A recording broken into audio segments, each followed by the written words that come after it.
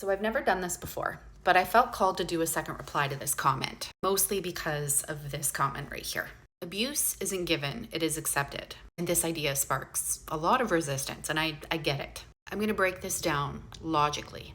So according to the National Domestic Violence Hotline, domestic violence is a pattern of behavior used by one partner maintaining power and control over another partner in an intimate relationship. So the key is a pattern of behavior.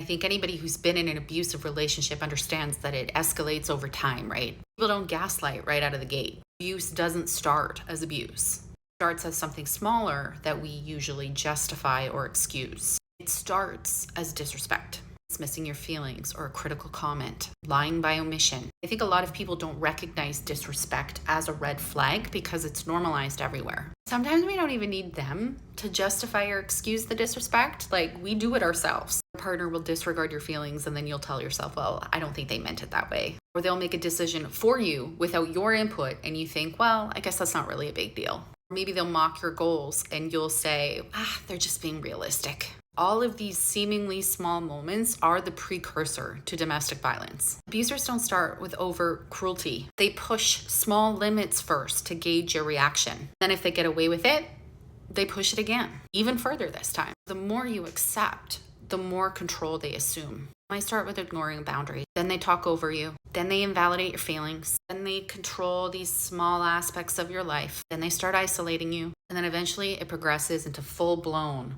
emotional or psychological abuse, or even physical abuse. I spent so long in my relationship fighting for him to simply respect me, not realizing that by doing so, I was accepting disrespect. I was accepting abuse. Now I'm of the mindset that nobody can abuse me because abuse is a pattern of behavior. Well, now anyone who disrespects me won't be around long enough for it to turn into abuse. This perspective isn't about blaming victims. It's about empowering people with awareness. Abuse starts as disrespect. So if you leave at the first sign of disrespect, you never give anyone the chance to escalate their control over you. Recognizing those early red flags before they turn into patterns is how we protect ourselves. It's not about carrying guilt for what we didn't see before, but it's about using that awareness to move forward. If there's any one single takeaway from this, disrespect is a warning sign. The moment someone disrespects your boundaries, your feelings, your autonomy, you have a choice to address it, to set a firm boundary,